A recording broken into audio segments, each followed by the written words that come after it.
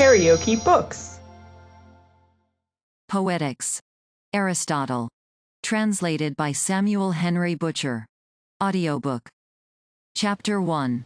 I propose to treat of poetry in itself and of its various kinds, noting the essential quality of each, to inquire into the structure of the plot as requisite to a good poem, into the number and nature of the parts of which a poem is composed, and similarly into whatever else falls within the same inquiry. Following, then, the order of nature, let us begin with the principles which come first. Epic poetry and tragedy, comedy also and dithyrambic, poetry, and the music of the flute and of the lyre in most of their forms, are all in their general conception modes of imitation. They differ, however, from one another in three respects: the medium, the objects, the manner or mode of imitation, being in each case distinct.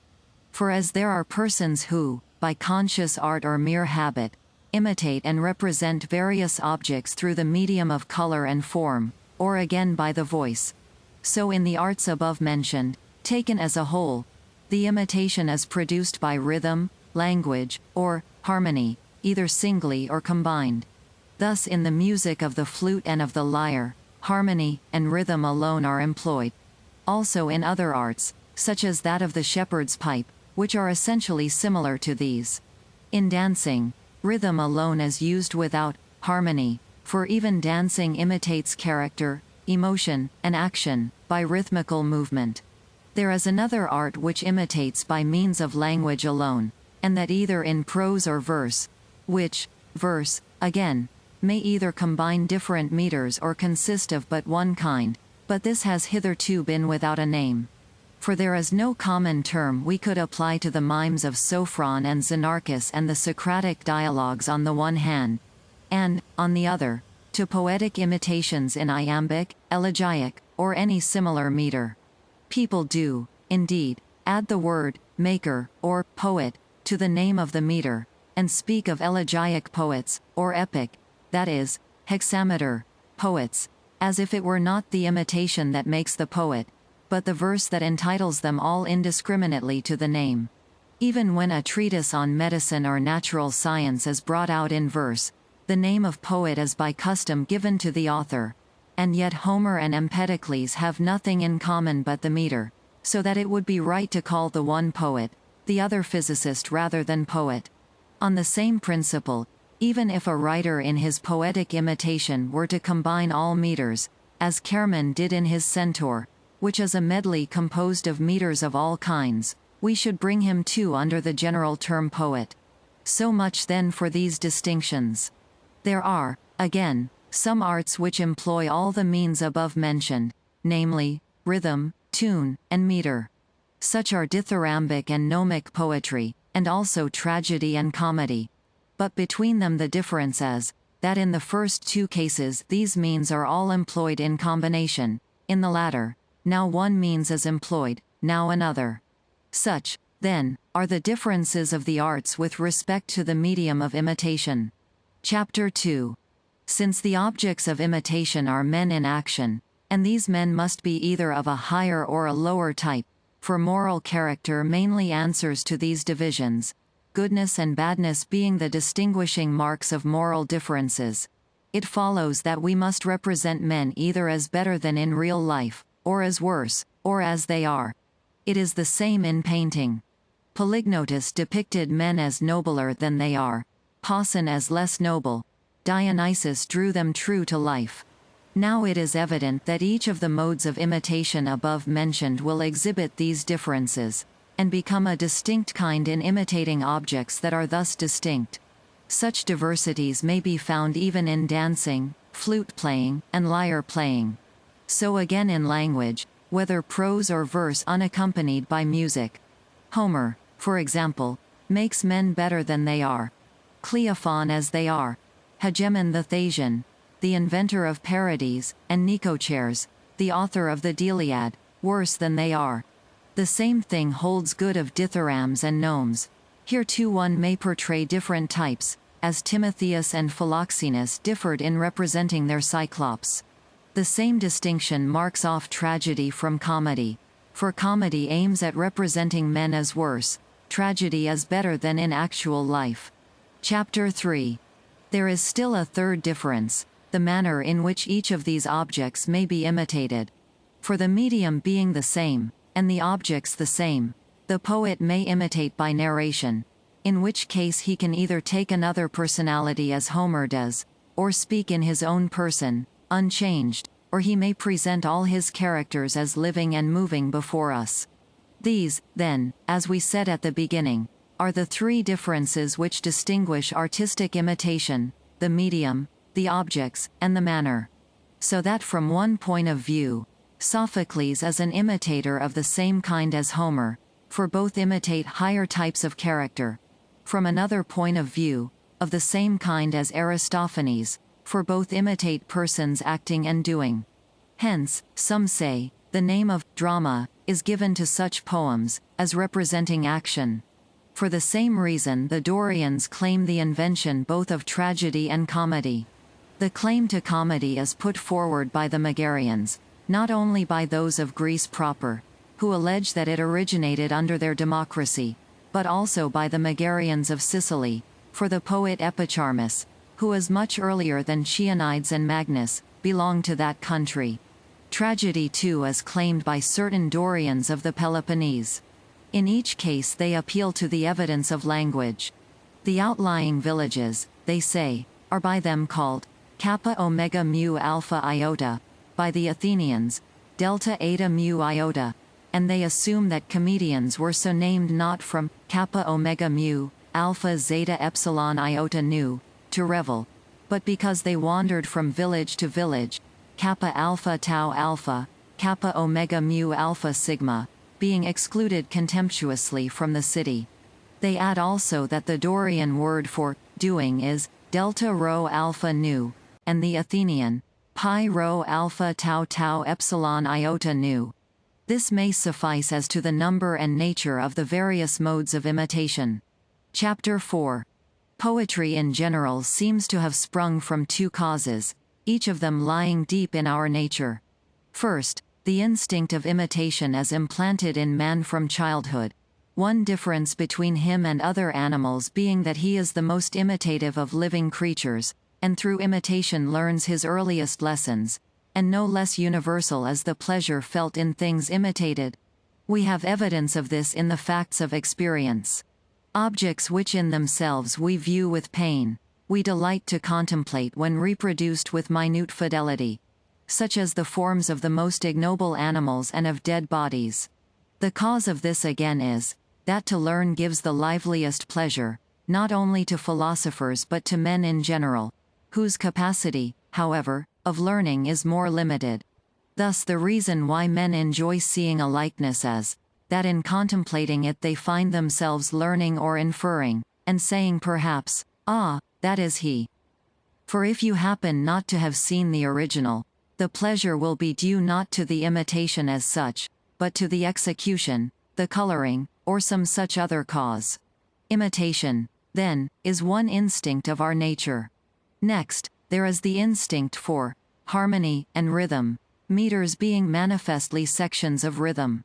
Persons, therefore, starting with this natural gift developed by degrees their special aptitudes, till their rude improvisations gave birth to poetry. Poetry now diverged in two directions, according to the individual character of the writers. The graver spirits imitated noble actions, and the actions of good men. The more trivial sort imitated the actions of meaner persons, at first composing satires, as the former did hymns to the gods and the praises of famous men. A poem of the satirical kind cannot indeed be put down to any author earlier than Homer, though many such writers probably there were. But from Homer onward, instances can be cited, his own Margites, for example, and other similar compositions. The appropriate meter was also here introduced. Hence the measure is still called the iambic or lampooning measure, being that in which people lampooned one another. Thus the older poets were distinguished as writers of heroic or of lampooning verse. As, in the serious style, Homer is preeminent among poets, for he alone combined dramatic form with excellence of imitation. So he too first laid down the main lines of comedy, by dramatizing the ludicrous instead of writing personal satire. His Margites bears the same relation to comedy that the Iliad and Odyssey do to tragedy. But when tragedy and comedy came to light, the two classes of poets still followed their natural bent. The lampooners became writers of comedy, and the epic poets were succeeded by tragedians, since the drama was a larger and higher form of art. Whether tragedy has as yet perfected its proper types or not, and whether it is to be judged in itself, or in relation also to the audience, this raises another question. Be that as it may, tragedy, as also comedy, was at first mere improvisation. The one originated with the authors of the Dithyramb, the other with those of the phallic songs, which are still in use in many of our cities. Tragedy advanced by slow degrees. Each new element that showed itself was in turn developed. Having passed through many changes, it found its natural form, and there it stopped. Aeschylus first introduced a second actor. He diminished the importance of the chorus, and assigned the leading part to the dialogue. Sophocles raised the number of actors to 3, and added scene painting. Moreover, it was not till late that the short plot was discarded for one of greater compass, and the grotesque diction of the earlier satiric form for the stately manner of tragedy. The iambic measure then replaced the trochaic tetrameter, which was originally employed when the poetry was of the satiric order, and had greater affinities with dancing. Once dialogue had come in, nature herself discovered the appropriate measure. For the iambic is, of all measures, the most colloquial. We see it in the fact that conversational speech runs into iambic lines more frequently than into any other kind of verse, rarely into hexameters, and only when we drop the colloquial intonation. The additions to the number of episodes, or acts, and the other accessories of which tradition tells, must be taken as already described. For to discuss them in detail would, doubtless, be a large undertaking. Chapter 5. Comedy is, as we have said, an imitation of characters of a lower type, not, however, in the full sense of the word bad, the ludicrous being merely a subdivision of the ugly. It consists in some defect or ugliness which is not painful or destructive. To take an obvious example, the comic mask is ugly and distorted, but does not imply pain. The successive changes through which tragedy passed, and the authors of these changes, are well known, whereas comedy has had no history, because it was not at first treated seriously. It was late before the Archon granted a comic chorus to a poet. The performers were till then voluntary. Comedy had already taken definite shape when comic poets, distinctively so called, are heard of. Who furnished it with masks, or prologues, or increased the number of actors, these and other similar details remain unknown. As for the plot, it came originally from Sicily, but of Athenian writers Crates was the first who, abandoning the iambic, or lampooning form, generalized his themes and plots. Epic poetry agrees with tragedy in so far as it is an imitation in verse of characters of a higher type. They differ, in that epic poetry admits but one kind of meter, and is narrative in form.